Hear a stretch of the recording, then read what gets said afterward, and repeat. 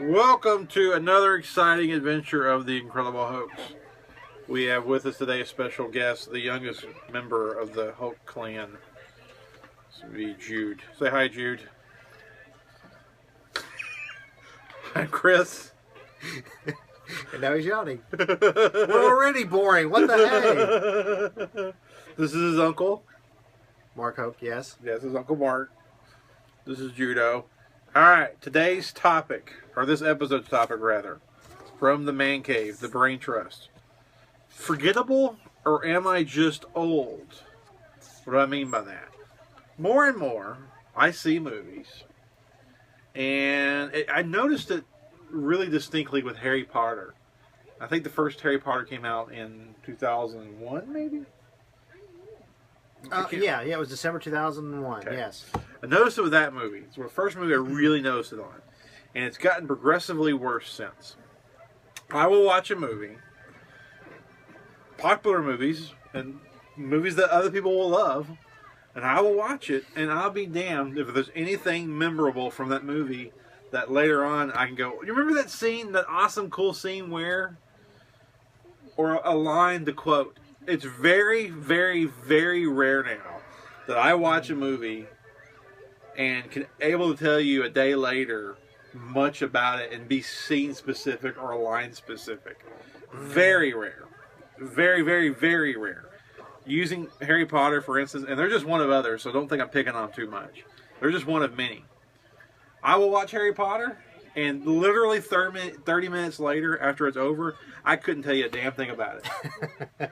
And there's no memorable scene. You know that awesome chase where there's none of that for me.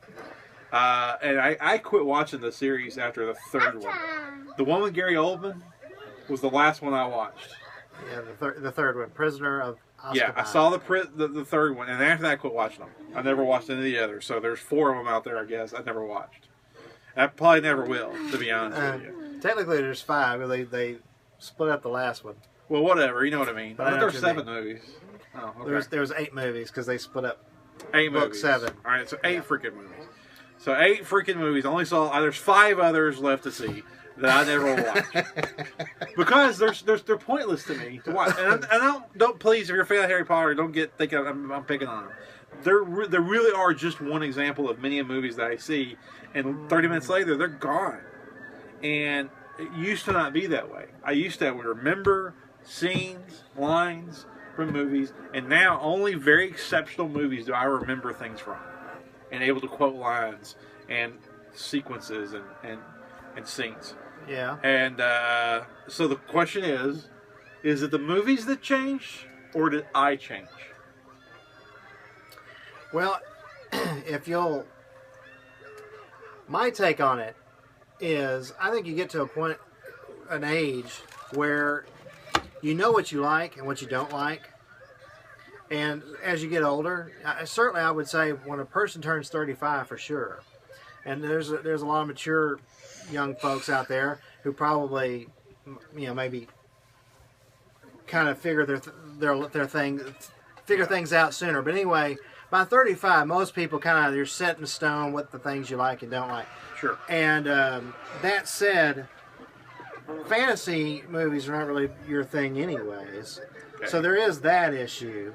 But I think if you watch a movie and it's going to be a franchise, you give the first one a chance. Sure. And it's not your thing. You're like okay, you just let it go. You don't bother seeing the others. So what's the point? Right. Because you know it's just going to be more of the same at best. Sure. So if Harry Potter, the first one, doesn't do it for you, then watching the next 7 films would have done you no good then. Yeah. And I'm sure there's other franchises.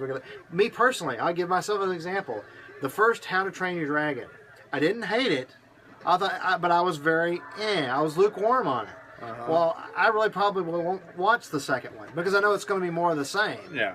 So just You use that. You didn't like How to Train Your Dragon? I gave it very, very lukewarm. I thought it was really good. I thought it was very mediocre. But anyway, that's just me. Didn't know that. But I'm just using that as an example. I know what I like and what I don't like, and so seeing the second one would probably be a waste of my time. But Sure. Well, I think definitely you develop tastes and preferences in movies. So that is a given. And you and I, being movie buffs, have always been the types to try and watch all of them. If it's a movie, I want to watch it. Except for musicals. Musicals just are lost on me. I won't watch musicals. But anything other than musical, I will try and watch at some point. If I know it's a movie and it exists out there, at some point I want to get around to it. Whether it be from the 20s, whether it be from avant-garde, online, right. Obscure, modern thing. I want to see them all. But having said that, despite that having that desire to see them all, you are exactly right. Not all of them are meant for me, or am I meant for them? Right. So you're exactly right. So sometimes I think that might collide, and you just don't like the movie, and your brain doesn't retain it. I guess is that your point? Well, that's basically what I'm suggesting could be happening. Yeah. Because they could say, okay, well, and good Lord, it was 4 different directors worked on the Harry Potter franchise. Couldn't tell you. So it wasn't a question of the director.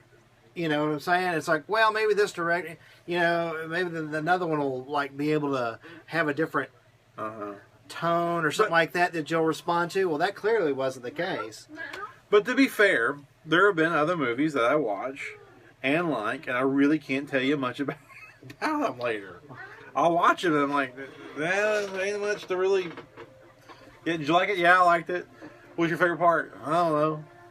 Well, I'm just getting older too, because when you get old, when you're younger, it's less life experience. I really think life experience plays into it. You just don't have enough room for all this crap that we, when you're younger and you're into all this stuff, it's like whatever it is, if it's a TV show that you watch every episode, and appointment TV is dead in 2014, but back in you don't have to. You don't have just to go anymore. watch it on Netflix but back or in our, Hulu or something. When we were young, if you didn't watch it on one of the main, Thursday, you missed it. The 3 big channels, you just missed it and you were screwed.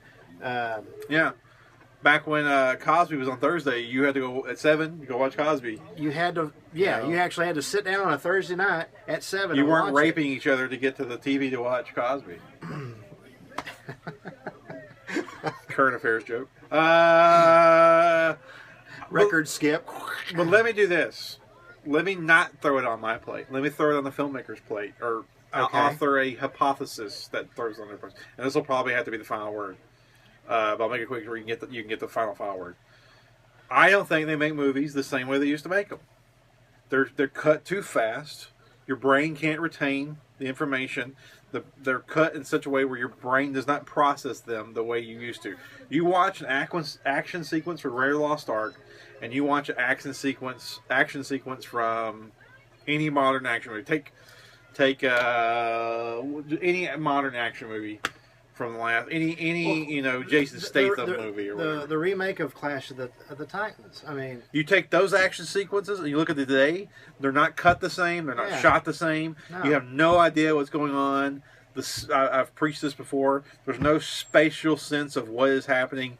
It's just a bunch of stuff happens on screen, and you have no idea who did what to who, where who is versus where the other person is. With Raiders of the Lost Ark, you knew who they were, why they were fighting, what the physics were, the space, all that. You could tell, and you knew it, and you clearly could follow the action sequence. So you could remember it. I think they shoot things and edit things now in such a way that's such a cluster that you can't remember because there's nothing to remember. You have no data or information to remember. You see what I'm saying? So Transformers gives you no data to retain. Do you see what I'm saying? I'm with you. So I don't think it's all on me and my tastes or getting older. I think they don't cut and shoot, especially cut films the same way where I can retain them. You watch a Tarantino movie, you remember it. Why? You can process the son of a bitch. Right. Watch a Scorsese movie, a modern Scorsese movie. You retain it. Why? Because you can process it and follow it. You cannot process and follow Michael Bay. I'm not picking on Michael Bay, but you can't do it. It's just he doesn't cut him in such a way where you can process them. So I think it is on the modern filmmaking to a degree as well. So you have the final word. Well, I'm going to have to keep my comments a little brief because really I would like to go off and really expound. it's a perfect segue for one of our future segments on what I have a pet peeve with camera movement and these filmmakers not understanding what is important about a specific scene they're shooting. Okay. For another day. Suffice it to say right now, under the studio system, there's so much pressure, I think, under filmmakers to keep throwing images on the screen and keep you, glued, your eyes glued to the screen. And I think we've got a lot of bad habits because of that in these young directors. It's just keep you interested and keeping camera movement, and there's no thought process of what the camera needs to do in order to tell that particular phase of the story. It's a huge problem. So I think you're tapping into something I think that is a factor. And I'll leave it at that. I do have more to say on that, but it'll have to be a future show. So then there you go. Then watch for part 2.